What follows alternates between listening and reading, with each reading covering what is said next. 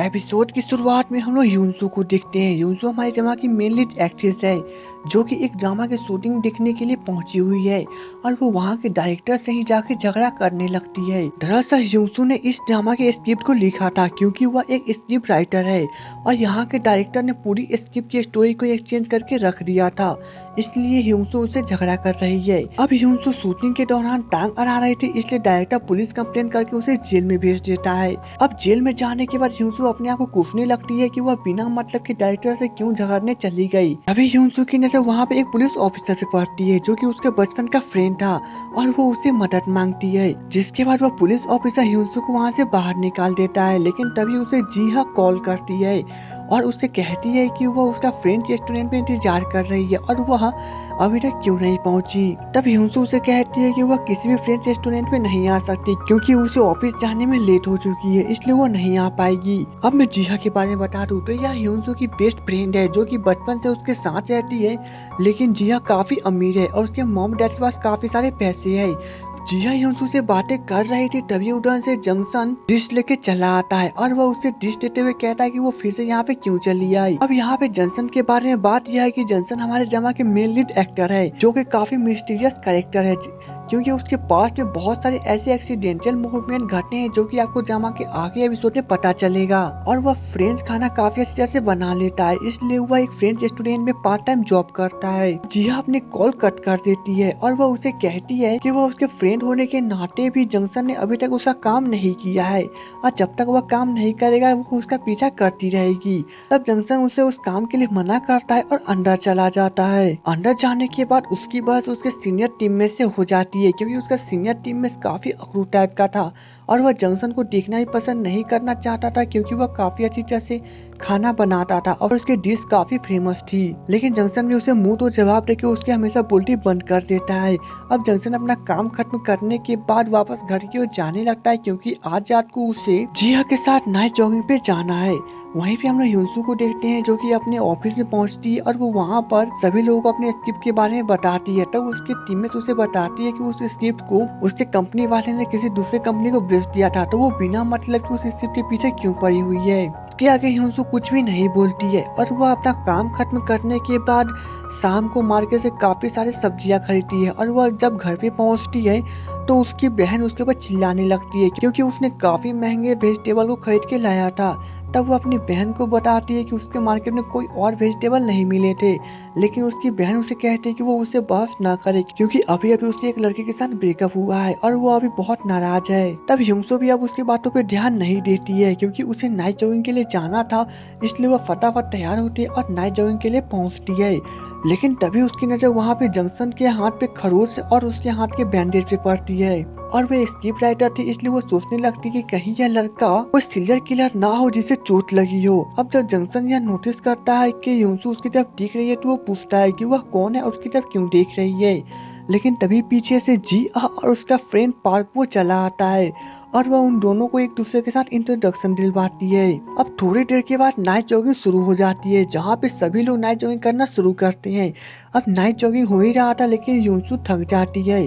तब जंक्शन उसके पास आता है और उसका हौसला बढ़ाता है और कहता है कि वह और स्पीड दौड़ सकती है, इसलिए वो ट्राई करे। लेकिन यूनसू काफी कोशिश करती है, उसके बाद भी वो नहीं दौड़ पाती है, इसलिए जॉनसन को वह आगे बढ़ने के लिए कहती है। अब यूनसू वहीं पे रुक जाती है लेकिन तभी उसके नजर वहाँ पे एक गली पे पड़ती है।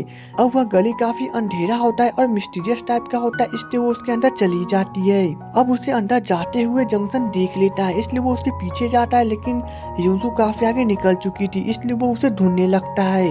वहीं पे यूनसू गली के काफी अंदर आ चुकी है और वो इससे मिस्टीरियस जगह को देखने के बाद उसके दिमाग में एक सीरियल किलर के बारे में स्क्रिप्ट की आइडिया आता है। लेकिन वह नोटिस करती है कि वह इस गली में खो चुकी है, इसलिए वो इधर उधर भटकने लगती है और वो काफी परेशान हो जाती है। लेकिन जंक्शन उसे ढूंढ लेता है और वो उसके पास आके उसे कहता है कि उसे एकाएक कहीं गायब नहीं होना चाहिए था, वो काफी परेशान था। तब यूनसू उसे कहती है कि वो तो उसके लिए अभी एक अजनबी है तो उसे परेशान होने की क्या जरूरत है।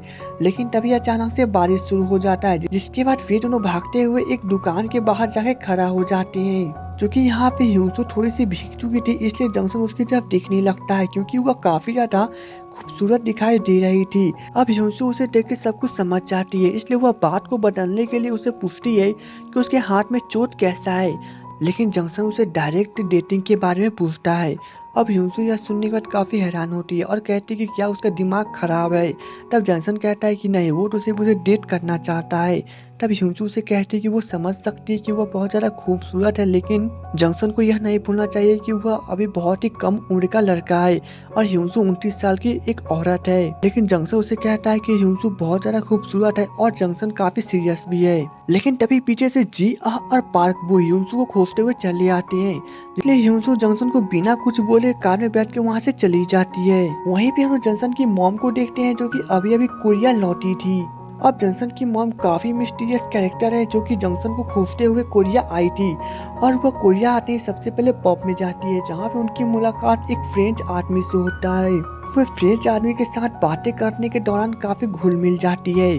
अब से नेक्स्ट डे पे जाता है, जहाँ पे जंक्शन एक्सरसाइज करने के लिए जिम में पहुंचा हुआ है और वह जिम करने के बाद मार्केट में जाता है, जहाँ पे हम लोगों को पता चलता है कि वहाँ पर काफी अच्छी तरह से लोगों से जान पहचान है। थोड़ी देर के बाद जंक्शन रेस्टोरेंट पे पहुंचता है, जहाँ पे वह रेगुलर काम करने लगता है, लेकिन वहाँ पर सीनियर शेफ आते हैं और वह उसे कहते हैं कि वो अभी के अभी एक काफी अच्छे फ्रेंच डिश बनाए, क्योंकि यहाँ पे एक मिस्टर किम नाम के VIP आदमी आए हैं। अब जंक्शन उनके लिए डिश बनाता है। जब मिस्टर किम उस डिश को चखते हैं तो वह थोड़ा सा ही डिश कटोरे में छोड़ देते हैं और वे पैसे पे करने के लिए चले जाते हैं।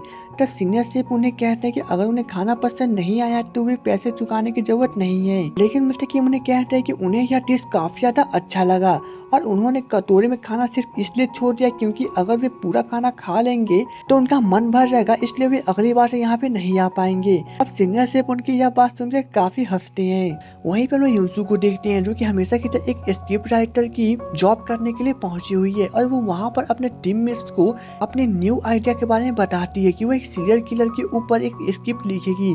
लेकिन उसकी फ्रेंड उसे मना कर देती और कहती है कि उसे एक रोमांटिक ड्रामा लिखना चाहिए, क्योंकि कोरिया में रोमांटिक ड्रामा बहुत ज्यादा फेमस है। लेकिन यूसु यहाँ पे हाथ नहीं मानती है और वो इसके बारे में अपने सीनियर को बताती है और उसका सीनियर उसके स्क्रिप्ट के बारे में सुनकर काफी हैरान होता है, इसलिए वो उसको मिलाने के लिए मिस्टर किम के पास लेके जाता है, जहाँ पे वो मिस्टर किम को अपने स्क्रिप्ट के बारे में बताती है। अब मिस्टर किम को उसका आइडिया काफी अच्छा लगता है, इसलिए वो उससे अपने साथ काम करने के लिए कहता है, लेकिन ये उसे मना कर देती है और कहती है कि वो अपने ड्रामा की स्क्रिप्ट अपने टीममेट्स के साथ ही लिखेगी और वो वहाँ से चली जाती है। जिसके बाद वह जिया से मिलने के लिए फ्रेंच रेस्टोरेंट पे पहुँचती है, जहाँ पे जंक्शन काम करता था। अब जिया उसे बताती है कि वह काफी अच्छी डिश बनवाने वाली है। अब यूसु वहाँ पे जिया को बताती है कि उसे फ्रेंच खाना पसंद नहीं है, इसलिए वह बाहर चलकर उसके साथ खाना खाए। जिसके बाद वे दोनों रोड के किनारे ही जाके छोटे से दुकान में जाकर खाना खाते हैं और वहाँ पे वे दोनों ड्रिंकिंग करते हैं। लेकिन तभी हम लोग देखते हैं कि जंक्शन अपने काम से लौट रहा था, तभी उसकी नजर वहाँ पर उन दोनों पे पड़ती है और वो उन दोनों के पास जाके उन्हें हाई कहता है। लेकिन तभी पीछे से पार्क वो कार लेके चला आता है, इसलिए जिया उसके साथ कार में बैठ के चली जाती है। अब यहाँ पे यूसु काफी ड्रिंकिंग में थी, इसलिए जंक्शन उनसे पूछता है कि उसका घर का एड्रेस कहाँ पे है, वो उसे ड्रॉप कर देगा। अब यूसु से कहती है कि वह यूनमडंग में रहती है, इसलिए वह अकेले जा सकती है। अब जंक्शन यह सुनकर काफी हैरान होता है, क्योंकि वो भी उसी एरिया में रहता है। अब दोनों के दोनों बस स्टॉप पे जाके बस का इंतजार करते हैं, लेकिन बस को आने में अभी भी 2 घंटे थे, इसलिए यूसु जंक्शन से बातें करने लगती है और उसे अपने स्क्रिप्ट के बारे में ही बताती है कि किस प्रकार से उसके टीम में से उसका साथ नहीं दे रहे हैं और उसके स्क्रिप्ट को रिजेक्ट कर दी और उसका सपना था कि वो स्क्रिप्ट बेचकर काफी सारे पैसा कमाएगी और वो एक अच्छा सा डांसर बनेगी और अपने सभी सपनों को पूरा करेगी। अब जंक्शन डांसिंग का बात सुनने के बाद काफी खुश होता है और उसे कहता है कि अगर उसे डांसिंग ही करना है तो वो उसके साथ चले। जिसके बाद वो उसे लेके एक पार्क में पहुंचता है और वो उसे कहता है कि वो वहाँ पे डांस कर सकती है, क्योंकि यहाँ के लोग डांस करने के लिए कोई भी कुछ नहीं बोलते। तब यूसु से कहती कि सच में जंक्शन पागल है और इसके साथ ही एपिसोड खत्म हो जाती है। तो दोस्तों उम्मीद है आपको मेरा एक्सप्लेनेशन अच्छा लगा हो और जिन लोगों ने मेरे चैनल को सब्सक्राइब करके रखा है उसके लिए थैंक्स, और जिन लोगों ने नहीं किया है वो आराम से सब्सक्राइब कर दीजिएगा, कोई भी आफत नहीं आ रही है। तो चलिए दोस्तों मिलेंगे नेक्स्ट वीडियो में, तब तक के लिए goodbye and take care.